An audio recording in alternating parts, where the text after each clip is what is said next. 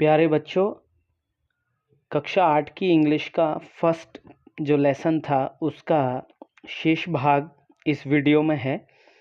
और कल हमने पिछले वीडियो में देखा था कि अनदर चांस, जो कि ये पार्ट था, ये हमने व्यवस्थित इसकी व्याख्या देखी थी और इसके एक्सरसाइजेस देखे थे। हमने क्वेश्चन आंसर मैचिंग वगैरह पूर्ण कर लिया था।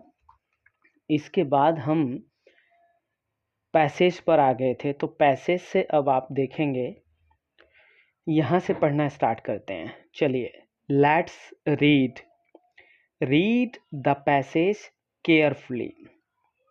लेट्स रीड इसका मतलब है आइए पढ़ें, आओ पढ़ें। रीड द पैसेज केयरफुली, इस पैसेज को बहुत सावधानीपूर्वक पढ़िए। चलिए प्रारंभ करते हैं।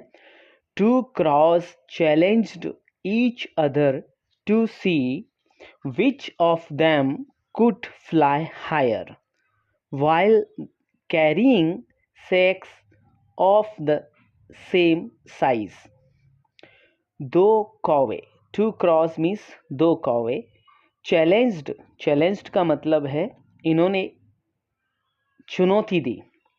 ईच अदर एक दूसरे को, टू सी यह देखने के लिए, विच ऑफ देम उनमें से कौन, कुड फ्लाई हायर ऊंचा उड़ सकता है, वाइल कब, जब, carrying sacks of the same size बराबर साइज के दो छोटे छोटे बैग थे, उन बैग को लेकर के कौन ऊंचा उड़ सकता है, ये उन दोनों कौवों में शर्त लगी थी। तो दो कौवे थे, उन्होंने आपस में एक दूसरे को चैलेंज किया कि हम दोनों में से कौन इन समान साइज के दो बैग हैं उनको लेकर के ऊंचा उड़ेगा। चलिए, the first crow filled his sack with cotton. The first crow मतलब पहला जो कौवा था, फिल्ड मीन्स भरा, हिज सैक मतलब अपना बोरा, ये हिज फर्स्ट क्रॉ के लिए आया है। सैक विद द कॉटन, जो पहला कौवा था उसने अपना जो बैग था, यानी जो उसके पास जो थैली थी, उस थैली में कॉटन भर लिया।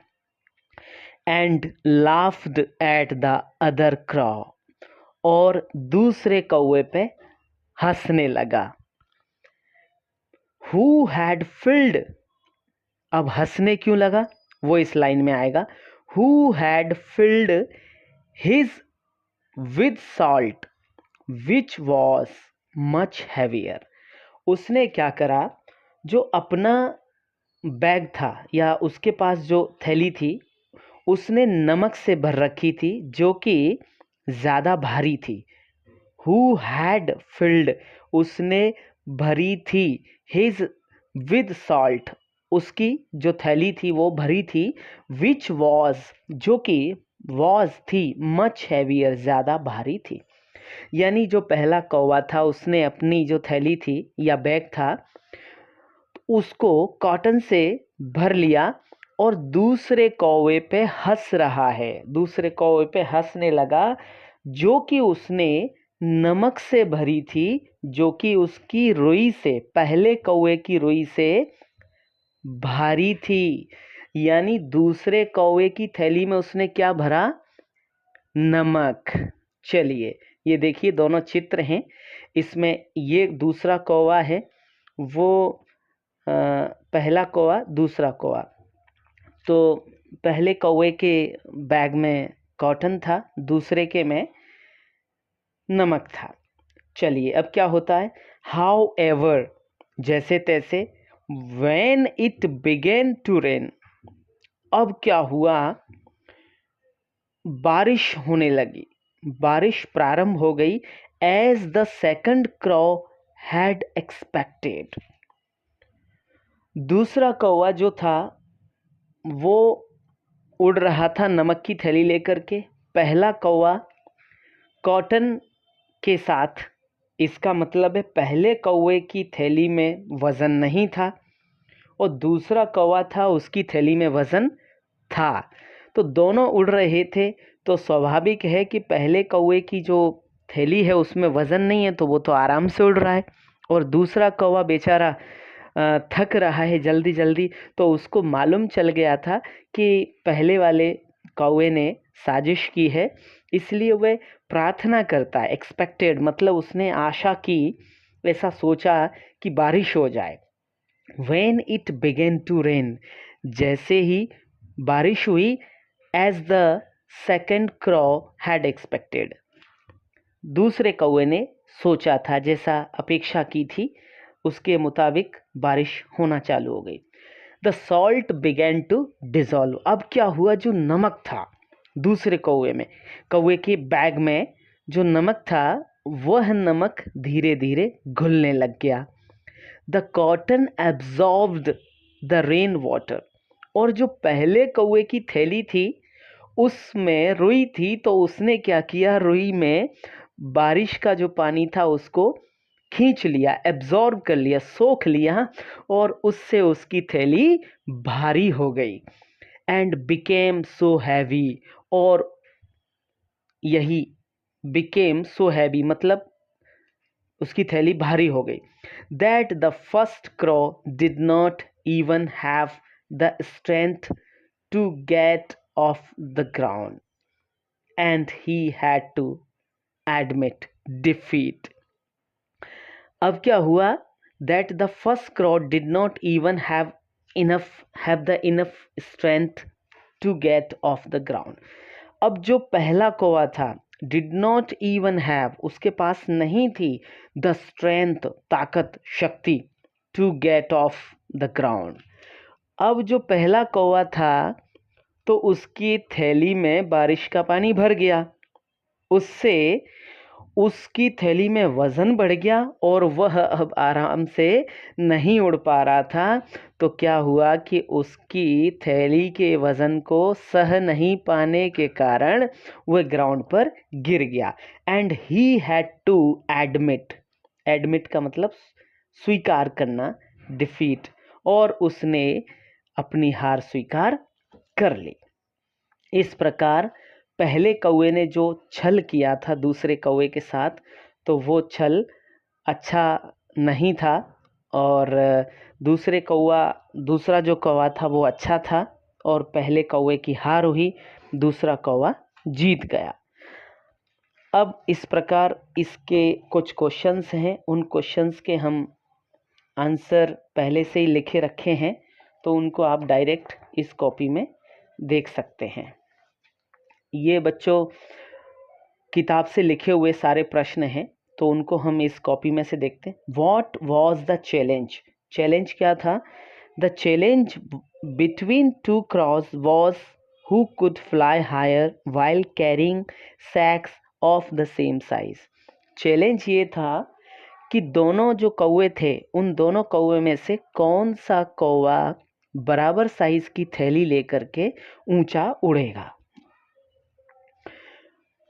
What was there, अगला क्वेश्चन है, What was there in the first cross sack, दूसरे कौवे की, What was there in the first cross sack, जो पहला कौवा था उस पहले कौवे की बैग में क्या था।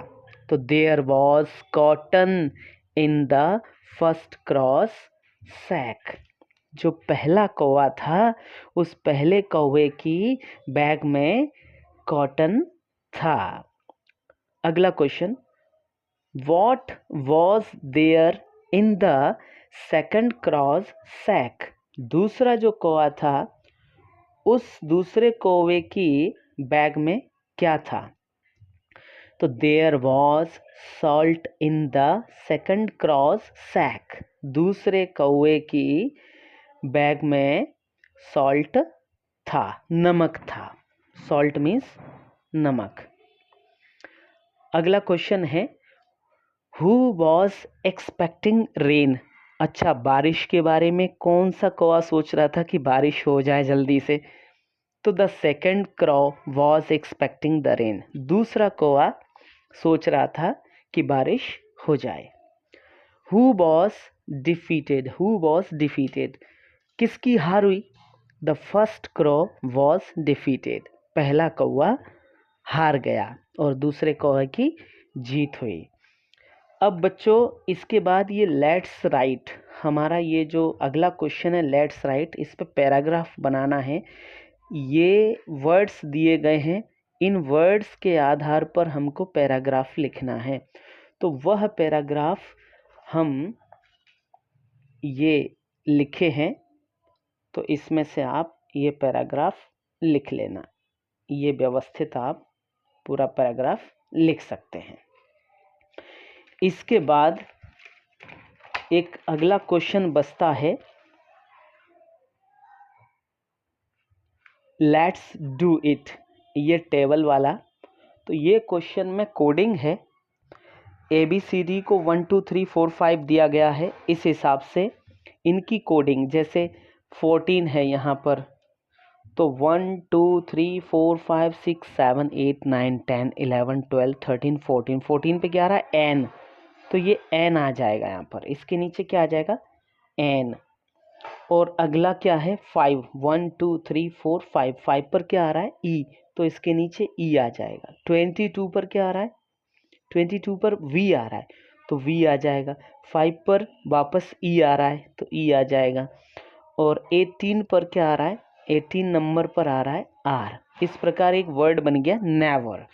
तो ये जो सारे वर्ड्स हैं, ये इनका सॉल्यूशन ये दिया हुआ है, और ये सभी सॉल्यूशंस आप कर सकते हैं। ये थोड़ा सा जूम करके मैं बता देता हूँ, ये आंसर्स आप इसमें देख सकते हैं।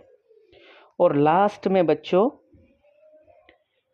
ये इस पाठ के मीनिंग्स हैं जो कि आपके लिए बहुत इम्पोर्टेंट हैं, और ये मीनिंग्स आपको पढ़ने हैं और कॉपी में भी इनको लिखना है, ये मीनिंग्स तो बहुत इम्पोर्टेंट है। इस प्रकार बच्चों ये पहला पाठ हमारा पूरा हुआ, और नेक्स्ट वीडियो में हम lesson 2 thrills of Kanha Kisli पढ़ेंगे, जो कि अगले वीडियो में आपको दिया जाएगा। तो बच्चों कैसा लगा ये पाठ आप ज़रूर बताएं, और अगला वीडियो हम बहुत जल्दी आपके लिए बनाने वाले और आपको भेजने वाले हैं। Thank you.